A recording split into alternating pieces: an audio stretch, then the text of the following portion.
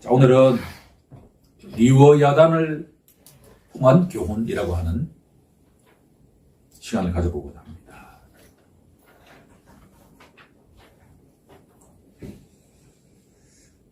맹자가 쓴 맹자라고 하는 책에 진심편에 나오는 사자성구가 있습니다. 뒤쪽 부분에 나와 있는데요. 민귀 군경이라고 하는 사자성어입니다. 민은 백성민이고 귀는 귀할 귀자입니다. 군은 임금을 의미하고 경은 가볍다라는 뜻입니다. 공자와 맹자가 활동하던 시기가 언제나 그러면 예수님이 이 땅에 성육신 하시기 한 300~400년 전 이야기예요.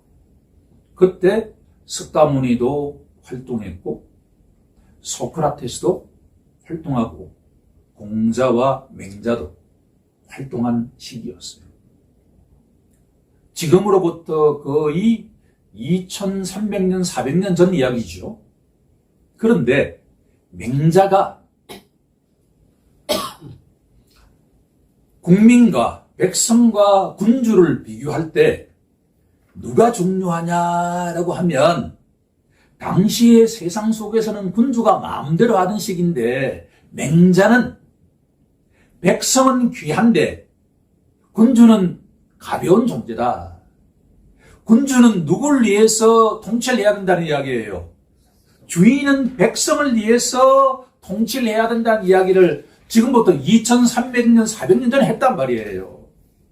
그 이후에 인류는 이 사자성구와는 정반대로 누가 누구를 지배해요? 군주가 무력을 가지고 마음대로 휘둘러 온 게 21세기 지금까지의 세상이란 말이에요. 참 대단하잖아요.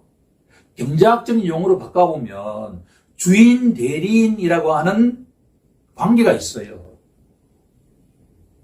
주식회사의 주인은 누구죠? 주주예요.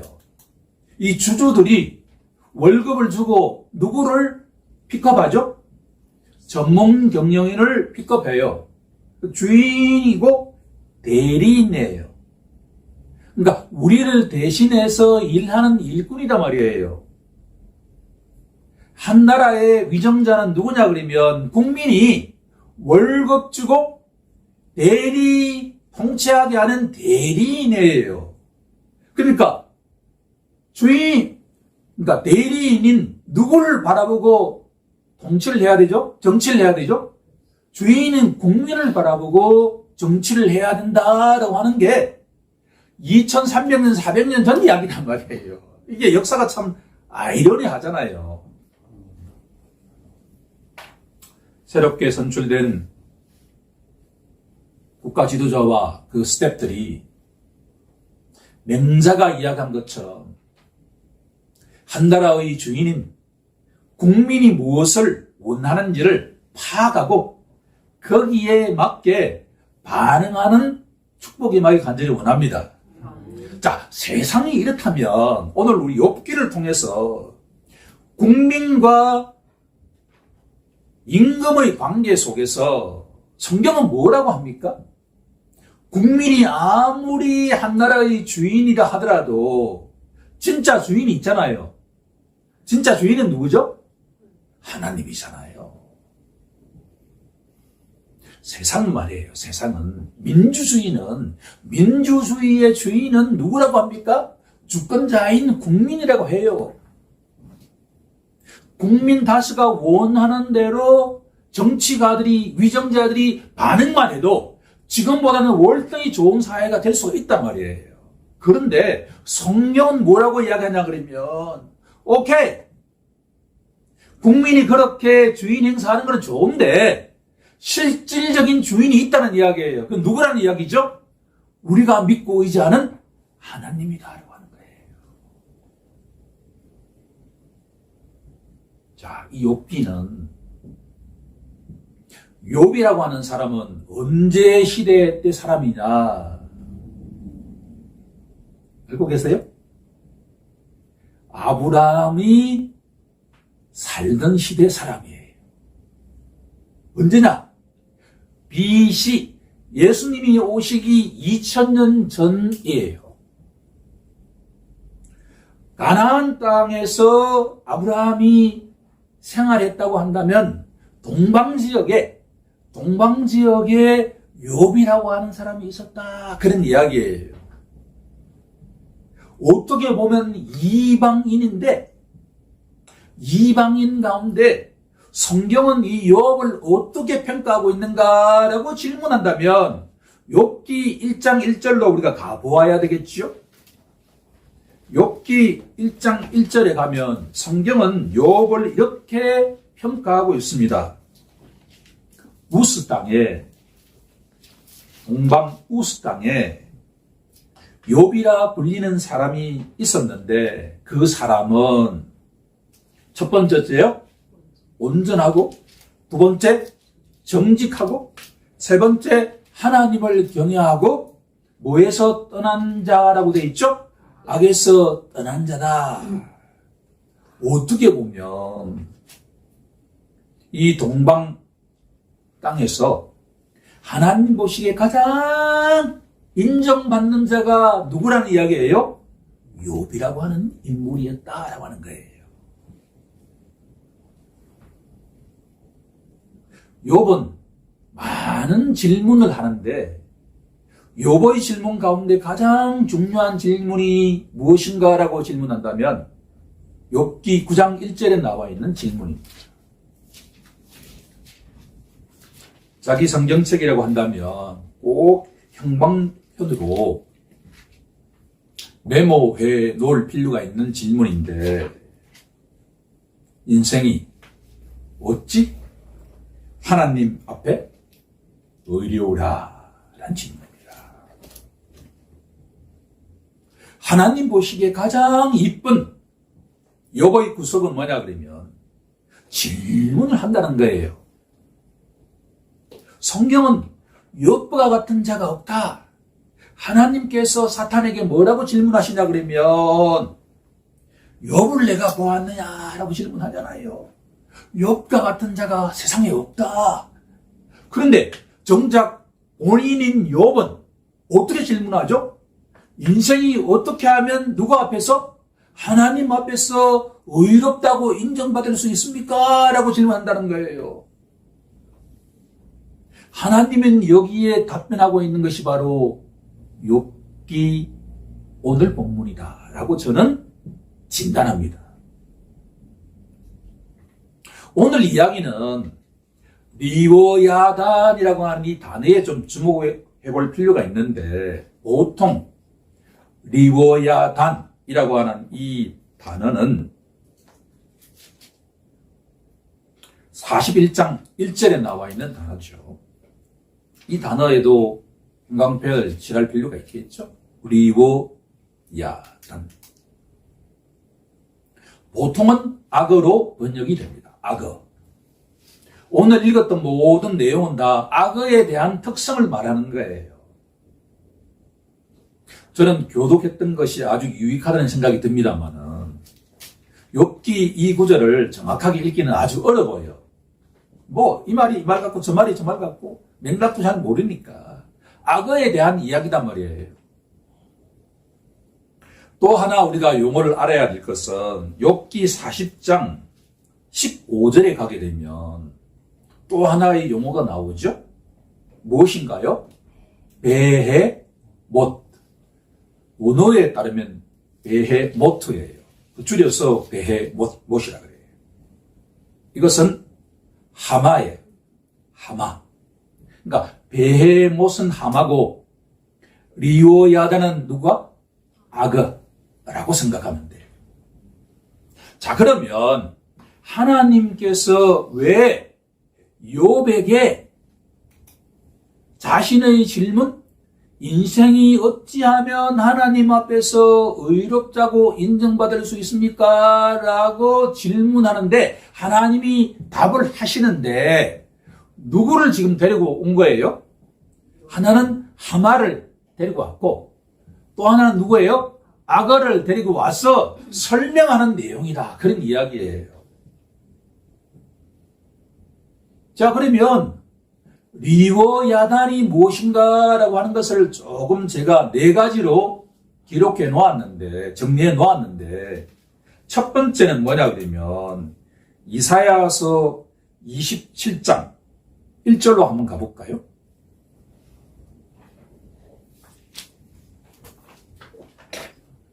이사야서 27장 1절에 가게 되면 같이 합독해 보는 것도 좋을 것 같습니다. 같이 합독해 볼까요? 시작. 그날에 여호와께서 그의 견고하고 크고 강한 칼로 날렵한 리워야단 곧 꼬불꼬불한 뱀 리워야단을 벌하시며 바다에 있는 용을 죽이시니라. 여기는 리워야단이란 게 뭐로 해석이 되고 있죠? 뱀 혹은 용이다 라고 이사야 선지자를 통해서 리워야단은 큰 뱀 혹은 우리가 전설 등등 신화 통해서 이야기를 들어왔던 용과 같은 존재, 그렇죠? 그것이 리워야단이다. 이사야서의 한 군데만 더 찾아보면 30장 7절에 가게 되면 이사야서 30장 7절에 가게 되면 어떻게 되어 있느냐? 애굽의 도움은 헛되고 무익하니라. 그러므로 내가 애굽을 가만히 앉은 라합이라 일컬었느니라. 애굽을 하나님이 무엇에 비유하고 있죠? 라합. 이 라합이라고 하는 뜻이 뭐냐 그러면 리워야단과 똑같아요. 바다 개수. 바다에 사는데 아주 우리 상상 속에 있는 것과 같은 큰 뱀, 큰 용, 그런 존재가 라합, 리워야단과 같은 존재다. 그런 이야기예요. 그런데 그 바다 괴물 가운데 욥에게 이해될 수 있을 정도로 눈앞에 딱 보여준 실체가 뭐라는 거예요? 악어다. 그런 이야기예요. 이해가 됩니까? 그러니까 리워야단이라고 하는 것은 바다 괴물인데 우리 상상 속에 있는 것과 같은 괴물이에요. 그렇죠? 큰 뱀일 수도 있고 큰 용일 수도 있고 다른 말로 하면 라합. 그런데 하나님 보시기에 애굽이 그 라합, 리워야단과 같은 특성을 갖고 있다. 그런 이야기예요. 한마디로 딱 말하면 악어와 같은 존재가 리워야단이다. 제가 조사한 바에 따르면 세 번째가 셰익스피어의 한여름밤의 꿈이라고 하는 희극이 있는데 제가 읽어보지는 못했어요. 아직. 이 속에 악마라고 하는 존재를 리워야단에 비유하고 있다라고 하는 내용을 주석서에서 보았는데 오늘 아침에 와가지고 챗 GPT한테 물어보니까 아쉽게도 셰익스피어의 한여름밤의 꿈에는 리워야단이라고 하는 단어가 직접적으로 나오진 않는 것 같은데요 라고 답을 했어요. 그 내가 좀 헷갈리긴 해요. 왜? 내가 직접 안 읽어봤으니까. 아무튼 악마와 같은 존재가 인간이 보기에는 도저히 근접할 수 없는 뭐와 같은 존재다? 리워야단, 바다 괴물과 같은 존재다라고 하는 것은 분명해 보입니다. 그리고 마지막으로 한 가지만 더 이야기한다면 토마스 홉스라고 하는 정치학자가 영국에 있는데 이 사람의 책 제목 가운데 하나가 리바이어던이라고 하는 책이 있어요. 제가 읽기를 시도했는데 다 끝까지 읽어보지는 못한 것과 같은 책인데 그 책 제목이 리바이어단, 즉 우리가 말하는 리워야단이에요. 자, 이게 뭘 의미하냐? 국가 권력을 의미해요. 국가 권력이 폭력적인 성격을 갖고 있는데 그것은 누구도 터치하지 못하는 뭐와 같은 존재다? 바닥 괴물과 같은 uncontrollable함과 같은 존재다라고 이야기를 하고 있다는 거예요. 그러면 이 정도가 되면 충분하게 이 욥기에서 하나님께서 욥에게 설명하려고 한 내용의 맥락은 충분히 이해가 되죠. 욥에게 욥아, 너가 악을 알지 않느냐? 크로커다일, 악을 한번 봐라. 여기 나와 있는 내용이 낚시 이야기부터 나옵니다. 이제 41장 1절에 보면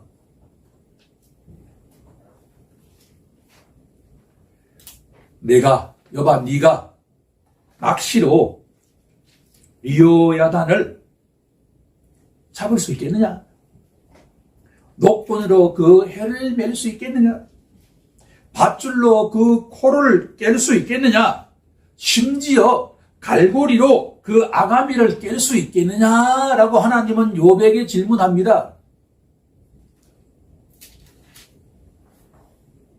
여기에 하나님이 악의 리워야단을 얼마나 정확하게 아시냐 그러면 그 비늘에 대한 이야기도 몇 구절 나오잖아요.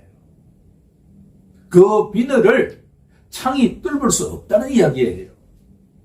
화살도 뚫을 수가 없다. 당시의 고대 사회에서 전쟁할 때 사용하는 모든 무기를 사용해도 인간은 리워야단을 물리칠 수 있다 없다? 없다라고 하는 것을 하나님은 욥에게 하나하나 악의 그 특성을 보여주면서 욥에게 계속 말씀하는 거예요. 첫 번째 교훈.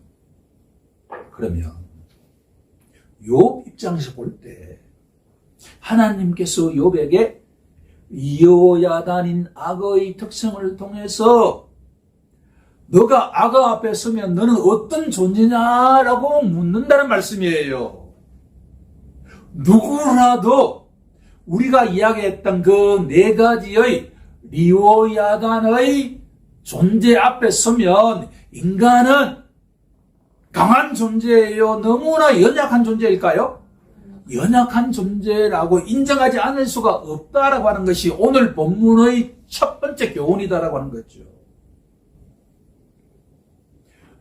리워야단 앞에 선 인간은 어떤 존재다? 연약한 존재다라고 하는 것이죠.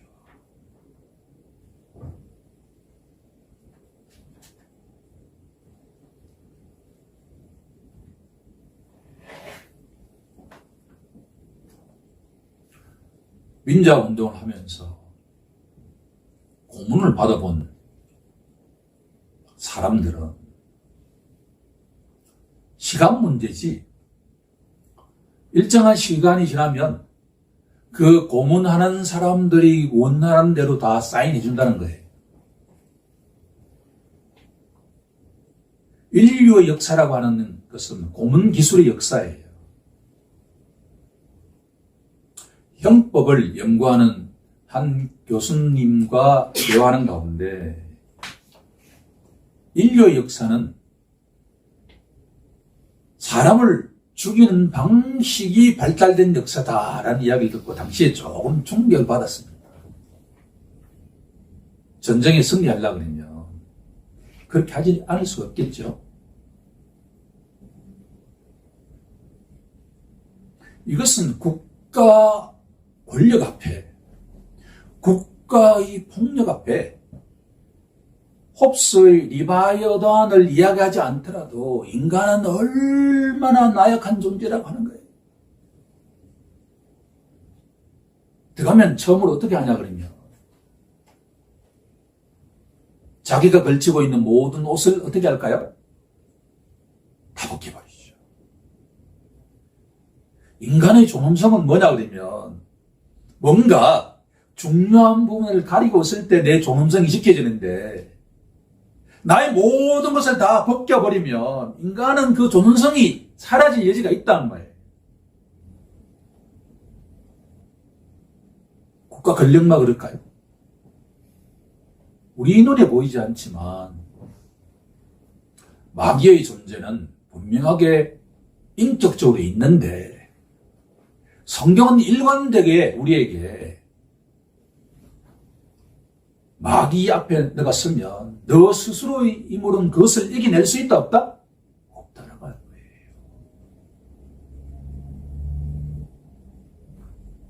인간은 연약한 존재라고 인정할 때 뭐가 시작된다는 거예요?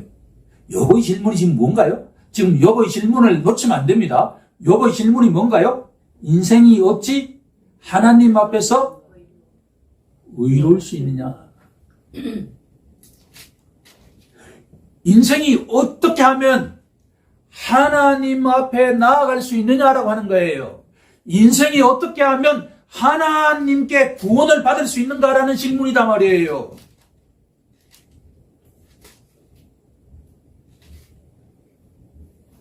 오늘 이 시간 우리에게 하나님이 주시는 말씀은 뭐냐 그러면 너가 진짜 하나님 앞에 의롭다고 인정을 받기를 원한다면 너 자신이 어떻게 인정해야 된다는 거예요.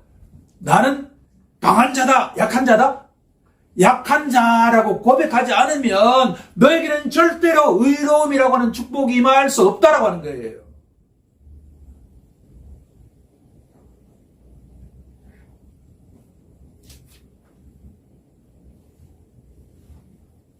자, 또 한 단계 더 나아가죠. 흥미로운 점은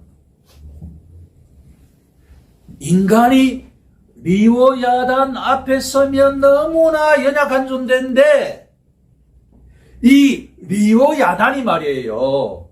악어가 되었던 뭐가 되었던 이 리워야단이 누구 앞에 서면? 하나님 앞에 서면 이 리워야단이 어떤 존재라는 이야기예요. 연약한 존재다는 이야기예요. 이게 포인트다는 이야기예요. 이게 두 번째 갈로 응답은 또 연약이잖아요.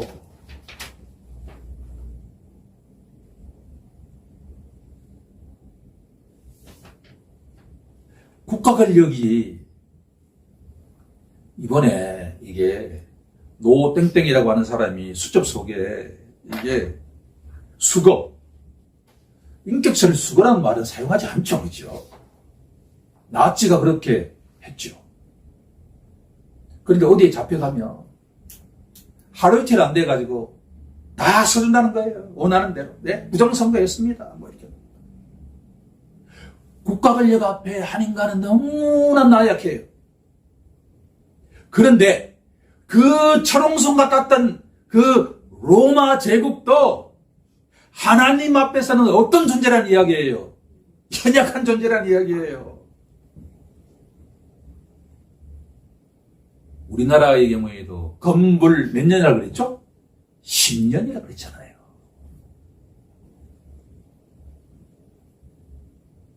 박정희 대통령이 죽을 때 제가 대학교 3학년인데 하숙집에 있는데 박정희가 죽었대요. 우리 모두의 반응이 뭔 줄 알아요? 아니 박정희가 왜 죽지? 불멸할 존재처럼 그렇게 우리는 교육을 받았거든요. 왜 갑자기 박정희가 죽지? 그런데 그렇게도 서슬퍼렀던 그 유신 정권이 18년이 되자 붕괴되었잖아요. 우리 눈에는 말이에요. 마귀 앞에 선 우리는 너무나 연약한 존재지만 뒤집어 말하면 마귀는 너무나 강력한 존재죠. 그렇죠?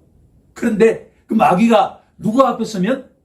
하나님 앞에 서면 진짜 피조물에 불과하다는 이야기예요. 이게 피조물. 피조물이 반대말은 뭔가요? 창조주잖아요. 이 세상에 아무로 강력한 리오야단도 하나님 앞에 서면 그저 하나의 뭐라는 이야기죠? 피조물이라는 이야기, 피조물. 이런 눈을 가져야 됩니다. 하나님이 오늘 본문을 통해서 욥에게 주시는 교훈은 뭐냐 그러면 너는 하나님 앞에 설 때 어떤 존재다? 연약한 존재다. 무능한 존재다.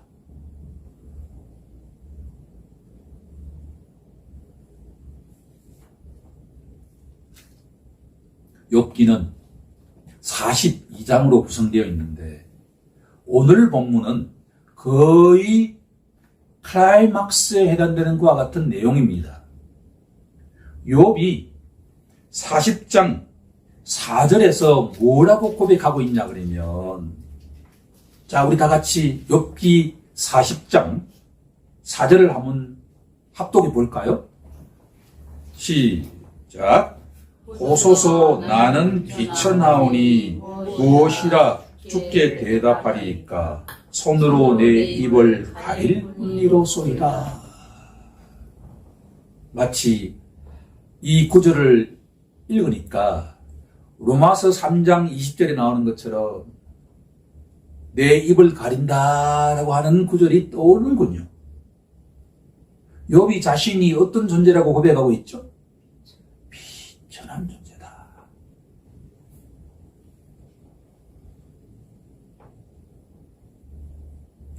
욥의 이 고백이 우리의 고백이 되길 원합니다. 우리 각자가 하나님 앞에 의롭다는 축복을 받기를 원하십니까? 그러면 욥처럼 하나님, 저는 하나님 앞에서 비천한 존재입니다 라고 고백하는 축복이 임하기를 원합니다. 아브라함이 소돔과 고모라가 멸망이 된다고 하니까 자기 롯과 그 가족을 위해서 기도하는 장면 기억나죠? 소돔과 고모라에 몇 명이 있으면 의인 몇 명이 있으면 하나님 다 멸망하시겠습니까? 라고 질문하잖아요. 그럴 때 욥이 자신을 뭐라고 비교하는지 우리가 한번 찾아볼 필요가 있는데 창세기 18장 27절 한번 찾아보죠.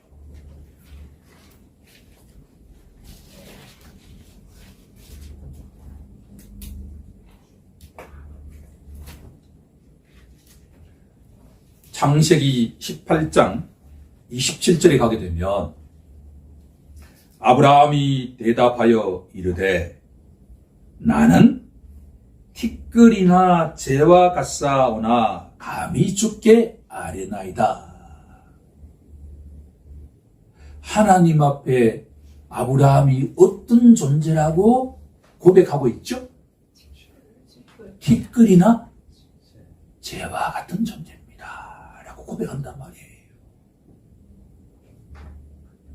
주님이 사랑하시는 성도 여러분, 우리가 살아가면서 하나님 앞에 제가 욥은 뭐라고 고백했죠? 비천한 존재입니다. 아브라함은 뭐라고 고백합니까?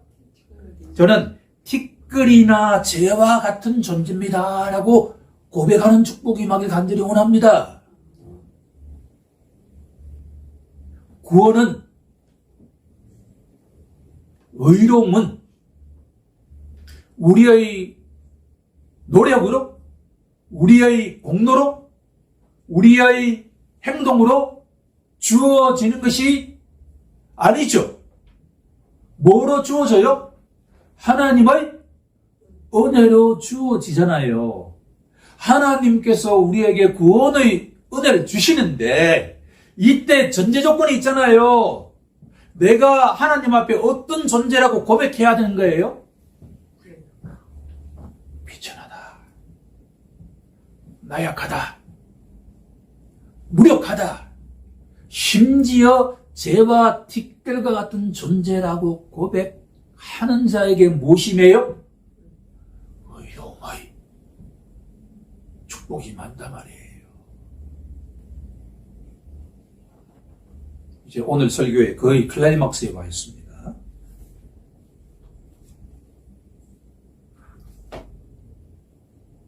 자, 그러면 구원은 하나님의 은혜인데 자격 없는 자에게 하나님이 믿음을 주셨어. 의로움의 축복이 임하는 건데,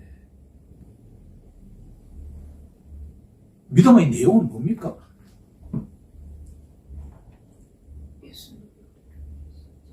누구에 대한 믿음이죠? 주 예수 그리스도에 대한 믿음이죠. 그죠? 주 예수 그리스도에 대한 믿음의 내용이 뭐냐라고 질문한다면 욥은 말이에요. 나는 지금 비천한 존재입니다. 아브라함은 나는 죄와 특권과 같은 존재입니다. 이 말은 무슨 말이에요?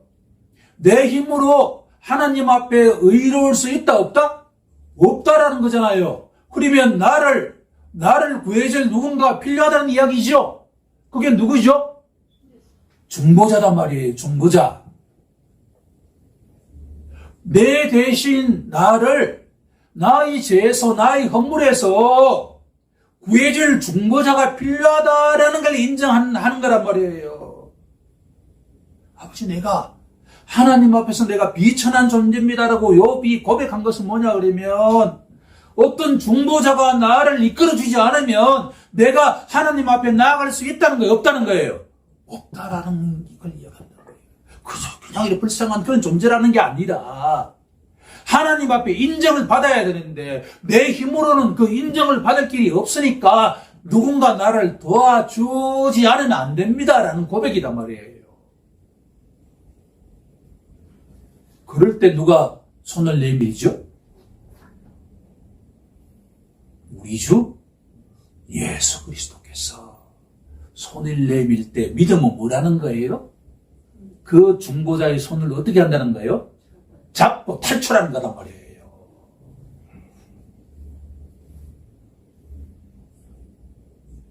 자, 이 말씀 읽고 우리가 말씀을 정리해 보고자 합니다.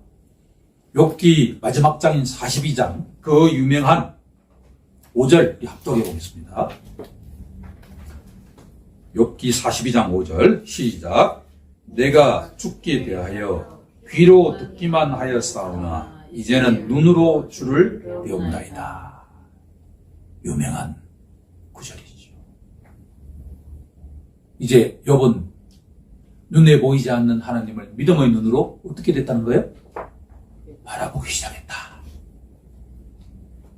누굴 통해서? 네. 누구의? 주 예수 그리스도의 십자가 보혈을 통해서 하나님을 인격적으로 만나기 시작했다라고 합니다. 이 욥의 이야기는 바로 누구의 이야기가 되어야 하죠? 우리 각자 이야기가 되어야 한다는 거예요. 우리 각자 이야기가. 욥도 구원을 어떻게 받았을까요? 욥도 믿음으로 받았죠. 믿음으로.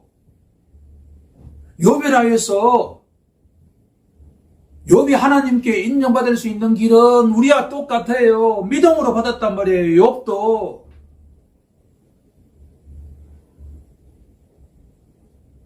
내가 너무나 비천한 자이니까 누군가가 나의 죄와 허물을 위해서 대속해 주지 않으면 내가 하나님 앞에 나아가지 못한다. 내가 하나님을 볼 수가 있다 없다? 없다. 그게 바로 나는 비천하다는 고백입니다. 그게 예수님이 말씀하시는 회개하라라는 말씀이에요. 자, 그렇다 그러면 이제 마지막 갈로의 정답은 자연스럽게 나오죠. 이 세상에 가장 교만한 자가 누굴까요? 이 본문 속에는 리오야단이죠.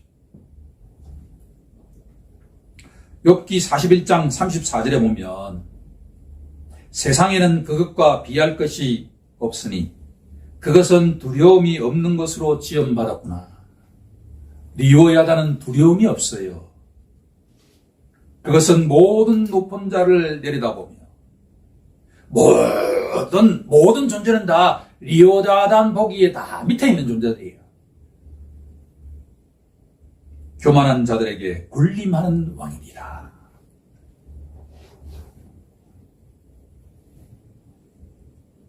하나님은 리오야단처럼 악어처럼 교만한 자를 어떻게 하실까요? 낮추시죠. 마지막 갈로의 응답은 교만입니다. 하나님은 교만한 자를 낮추십니다. 우리 다 함께